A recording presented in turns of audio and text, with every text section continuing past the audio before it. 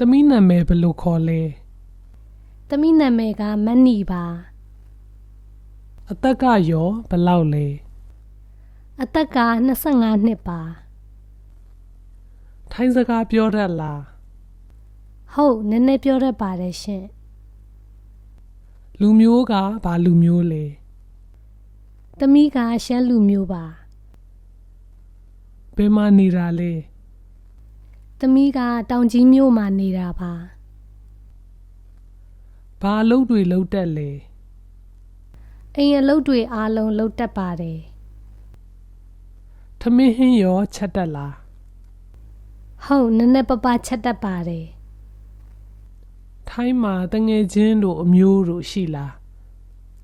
ဟုတ်အမတစ်ယောက်ရှိပါတယ် ပတ်စပို့ရောရှိလား ဟုတ်ရှိပါတယ်